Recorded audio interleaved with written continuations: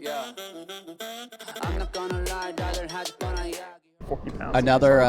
Another interesting question for you. You could say next topic if you don't want to talk about it, but like one of the most fascinating things to me is when the Tour Wars really blew up and you were in Kansas City, right? There's a whole interview where you kind of talk about the fact that you like jumped in the airport and then you were up all night. I mean, you were calling these players like somebody's trying to like take down your business and you are like fighting for life, calling these players like on the phone.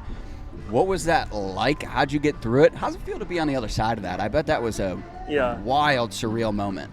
Yeah, I mean, I talked about it a little bit in the business forum too, and I'm happy to be open about the topic, especially, I think we're in such a great place now. But yeah, it's really hard to really explain how you feel when all that goes down, because like, it's like fight or flight. Yeah, I mean, so a couple days before, it started feeling like, hey, something feels a little bit off. And I couldn't quite, I remember I kept calling Tom. I'm like, hey, like, these guys have kind of cut off communication. We've been talking every day. I don't really know what's happening. And he's like, we're good. But I could kind of feel it, you know? And I was in my office and I got a call from a player telling me what was happening.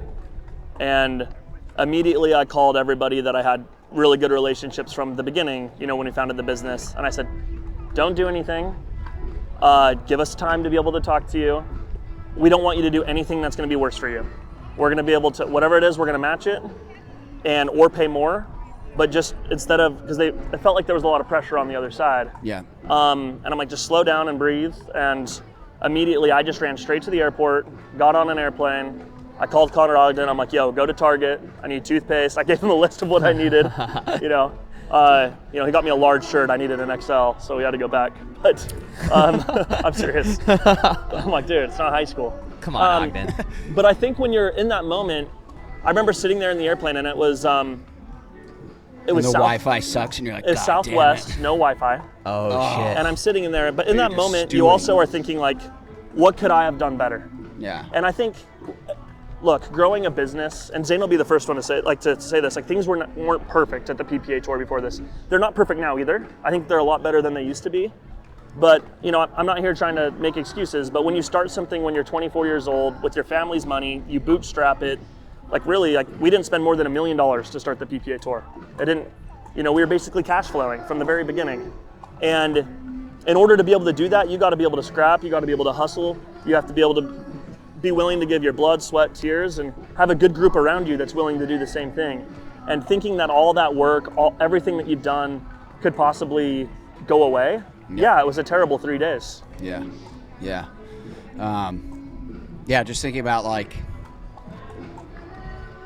there could have been a world where you were like, we lost, and you threw in the towel in that moment. Yeah. And instead you were like, I'm going to call every single player. I'm going to get everyone next to me to call every single player, and we're going to at least try. And then somehow you kind of emerged on the other side of it. Like everyone thought there was a spot that everyone knew where there was a spot where, sure, we had Ben and Annalie, but we needed other players. There was a time where, and it was before we announced Julian and Deckel and a few others, where I was like, wow, this is not good. Mm-hmm. And I remember calling Tom, and Tom said, well, what do you think the business is worth?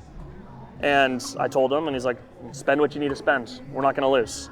Interesting. And so he kind of Tom more or less gave you like a good amount of autonomy during this period of time. Yeah, I mean, Tom didn't tell me to make the tweet that money's in the bank, but you know, Tom told me money's in the bank, they don't have money. Make sure everybody knows, and you know, I'm in. And so being able to have that, like that's where you feel like you have someone like Tom where it wouldn't have been possible. Like a lot of things had to line up, like the fact that in 2020, late 2021, early 2022, we started to work with Tom. If that wouldn't have happened, I'm probably not here. Yeah. Right? Here, shake my hand really quick. This is for the rights to the Netflix documentary. We saw that. We've got that no, on for film. real. I'll be That was going making to be my next question. one day. Like, at what point, you know, it's By the way, probably that's still how you not build now. storylines. Yeah. But Tell that story now. at what point is there we can go into every last little detail, like statute of limitations are done, Right. like, you know, you're retired from, you're just, you know, living on your beach house or whatever, and you do a tell-all, like, I'm really open for a tell-all now. I mean, like, I think again, like, that was the worst 2 weeks of my life. Like, you know, you'll have to ask my wife. You guys should do a podcast with my wife on how it was from the family. But I mean, to think that you might lose everything, but at the same time, where we're at now, like, I'm actually happy it happens. Like, financially, is the business in as good of a place as it was then? As from a profit and loss, probably not. From revenues, it's way better. Yeah. And the fact that you already have both groups, like, I can't tell you, like, the calls with Fox, with ESPN, with sponsors, and trying to explain APP, USAP, Right. MLP, PPA. The fact now we can go to them now and say, here's Pro Pickleball. Just that, if you look at even how much the revenues have grown from last year to this year, if we could go back, we would have, I don't know if I would choose for this not to happen, is what I'm trying to say.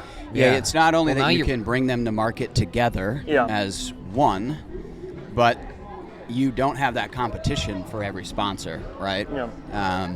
Anybody you would talk to would, if they're going to be putting 7 figures on the line, also be considering Yeah, Major you're League constantly, Pickleball, right? yeah, but now there's no one else to compete with. Yeah. Which is, well, but yeah. I mean, whatever that is. Hey, listen, we watched your word association. Yeah.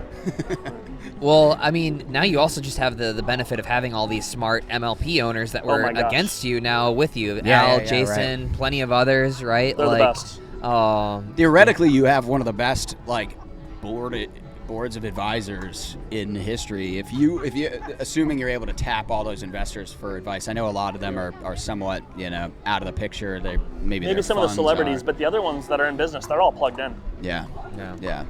Is there any thought to actually decentralizing the MLP stuff a little bit? I mean, you have so many. Put it on the blockchain. So many. Sorry, bad joke. Cancel. No, so many like very powerful owners. Like, why not let Gary Vee plan an actual regular season event for himself in New York, right? The Fives play, or in New Jersey, the Fives play 3 of their home matches, and Gary's in charge of putting those together. Yep. Or Rich with the Shock, or Ryan with the Squeeze. I mean, there's so many of these owners that I think could absolutely put on kick-ass events. I even know, the Saslows, who I'm close with, they put on a really cool event at Wrigley Field. They played Awesome. against the Shock. They're doing their series there. Like, if some of these owners were allowed to sort of take things on their own to a certain extent, don't you think that might improve the quality of some of these? I mean, look, I'm building a $25 million facility in Utah, Yeah, for a but reason, for my team. It's like, for me, like, I don't make every decision here. We have a board, we have a group, we all, are trying to figure out what is Pro Pickleball going to look like down the road. I think next year we're getting a lot closer. I don't know if we publicly even really announced this, but the way the season's going to work next year is there's 14 weeks of Major League Pickleball. Out of those 14 weeks, 10 of them are regular season events. Those regular season events will each be hosted by a team. Okay. So similar to what you're saying, our schedule's basically done. So if we run our event in New York again, that's going to be hosted by Jason Stein and the New York Okay. Hustlers. Al's going to go ahead and run his event in DC. Sure. I'm going to run an event in Utah. Rich Chaffetz is going to be running an event in his arena in St. Louis. Perfect. So that's already on its way. And but I love to hear that. yes. Yeah. So 10 regular season stops next year, all have a host team. My hope is maybe we do this and it's amazing and we love the format where tons of teams are coming in, or maybe it's a baby step for, in 2 years from now, you got to have a home arena and we're playing home and away. Yeah. I'm not sure yet. Like, we might do this and we might say, you know what, this is so fun bringing 12 teams to a city and being able to play and a home team's hosting. Or maybe, it goes to something where we actually have home and away games. Interesting. Yeah, I mean, I think these owners just being able to run with it, like, is gonna be pretty fun. Yeah, So- I mean, look, like, this is what I laugh when I say, like, oh, there's like Connor or someone's not as incentivized for MLP. There's no one more incentivized than me. I mean, I'm one of the few people that own like a whole team. And so for me, when I look at it, it's like I want to find ways where the team can make revenue. Mm-hmm. And if we could eventually get to a place where I could host our home events where you can sell tickets, you can sell sponsorships, that's how we can help these run into real good businesses for these owners. Yeah. Okay, so we talked a little bit about various pickleball clubs, how they can range, and kind of the market opportunity there, which I think is quite obvious, especially to us in pickleball. So if you've ever thought about investing in pickleball facility, the pickleball club is looking for accredited investors. So they're developing a premier membership-based private indoor pickleball facility chain in the United States, and they opened their first one in Sarasota, Florida in May 2023, and they have 6 more in development across Florida. Florida, obviously a really hot market for pickleball, but there's an unmet demand for weatherproof indoor pickleball courts. So they want to have many clubs nationwide and really just like ride the wave of this pickleball growth. They're doing a private offering for accredited investors. So you have to be an accredited investor. Revenue streams are memberships, lessons, events, and merchandise sales. So diversified revenue. And obviously there's high potential for return on investment. It's a replicable model. Again, they're working on having their 7th club here in Florida soon and going nationwide. And pickleball facilities are a pretty stable business. So they offer a strong financial return potential in what I think we all agree is a booming market. So to potentially become an investor in the pickleball club, you can go to thepickleballclub.us/invest. That's thepickleballclub.us/invest. And, have a personal stake in the growth of pickleball. Yeah. I'm not gonna lie, rather had fun, yeah.